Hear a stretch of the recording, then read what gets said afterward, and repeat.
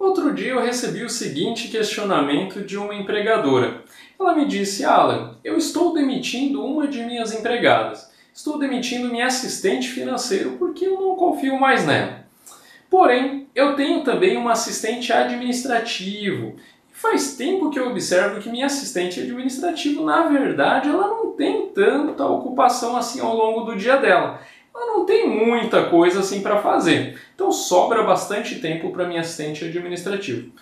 E estava pensando eu, será que eu não poderia pegar a minha assistente administrativo e mandar também, ou pedir, mandar no sentido coloquial, né? E combinar com essa empregada também para que ela passe a fazer as funções que ela faz de assistente administrativo e também as funções de assistente financeiro, que era a empregada que foi demitida, que então ela faça as duas funções. Eu posso pedir para minha empregada assistente administrativo para que ela passe a fazer também as atividades da outra, já que a outra foi demitida, e para ela sobra bastante tempo. Posso fazer isso?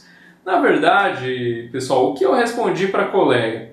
Respondi o seguinte: você pode fazer? Pode fazer. Lógico, o que você pode fazer? Você pode propor, né? Propor, não pode mandar ela fazer, você pode propor. Por quê? Porque toda alteração do contrato ela tem que ser uma alteração bilateral. As partes têm que concordar. Então o empregado tem que concordar. Então você propõe à empregada. Qual que é a proposta que você deve fazer? Você deve fazer a proposta que ela passe a fazer as atividades dela e mais a da empregada que acabou de ser demitida. Contudo, você deve pagar um aumento salarial por causa do aumento de trabalho. Então não pense que pelo fato dela ter pouco trabalho hoje, que ela está te devendo alguma coisa. Ela não está te devendo nada. Tá? Você contratou ela para fazer aquela atividade e você que delegou as atividades para ela. Então, se você delegou pouca coisa, é um problema da empresa e não da empregada. Tá? Então, se hoje ela faz X trabalho e amanhã ela vai fazer o dobro, então, obviamente, se hoje ela ganha X, amanhã ela deve ganhar um valor superior. Ela deve ser o dobro o salário que ela ganha? Na verdade, isso aí não é muito certo na Justiça do Trabalho. Na Justiça do Trabalho eles não têm exatamente uma tabela, não tem um patamar. Normalmente eu já vi vários casos que, para os casos que foram declarados como a pessoa condenando a empresa por causa de dupla função, né, do empregado, o empregado estava fazendo dupla função. Desvio de função normalmente é assim, se é para um cargo maior, a pessoa foi contratada para um cargo menor hierarquicamente e o salário também, a remuneração era menor. E aí ela começou a fazer coisas de um cargo maior, superior e com remuneração superior, então seria a diferença de salário entre uma função e outra pelo desvio da função. Já no caso de dupla função, normalmente a Justiça do Trabalho condena em 30%. Isso é de uma forma bem genérica que eu estou falando. Não é padrão, tá? Então, no geral seria 30%. Padrão, por que eu falo que no geral? Porque tem que olhar de caso a caso. Às vezes essa aqui ganha 1.000 e a outra ganhava 5.000, né? Então 30% de 1.000 vai dar 1.300, pessoal. Para 5.000, obviamente a Justiça do Trabalho condenaria um valor bem superior, tá? Às vezes condenaria a pagar, até nesse caso, digamos, se o outro cargo for um cargo com salário superior, se elas ganhavam a mesma coisa, daria os 30%, tá? Uma ganhava 1.500, a outra 1.500, daria os 30% a mais por ela estar fazendo das duas no geral.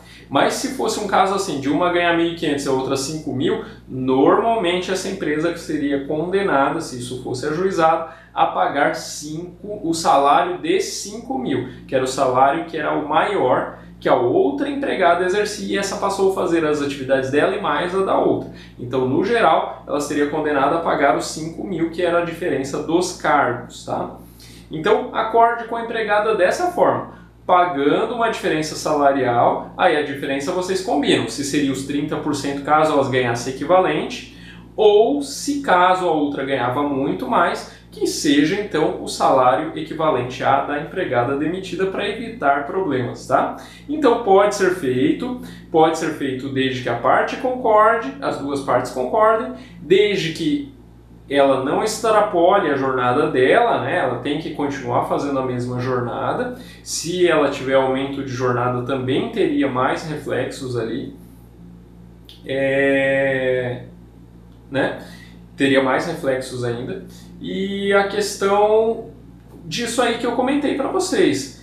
Por quê? Porque o artigo 468 da CLT, ele diz o seguinte, que as partes, qualquer acordo feito entre as partes deve ser bilateral. As partes devem concordar, deve ter anuência das partes, e ainda assim aquilo, para ser válido, ele não deve ter direto ou indiretamente qualquer tipo de prejuízo ao empregado. Então, mesmo que você fala assim, mas e se ela concordar, eu não pagar a diferença de salário nenhum, ela assina aqui para mim, está assinado, está feito. Não, não é assim. Por causa do 468 da CLT, mesmo que ela concorde, qualquer acordo entre as partes só terá validade mediante prévia anuência do empregado, das partes, né? Prévia anuência e concordância das partes, e ainda assim desde que não caracterize qualquer tipo de prejuízo direto ou indireto ao empregado. Você concorda comigo que uma vez que ela faz X trabalho e você pede para ela fazer o dobro, ganhando a mesma coisa, ela não teve nenhum tipo de prejuízo? Claro que ela teve.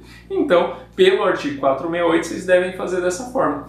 Faça a proposta, ela aceitando, então, com o reflexo aumento de salário, aí tudo ficará dentro da legislação e muito dificilmente você terá qualquer tipo de problema. Fica aí mais essa dica, até o nosso próximo vídeo.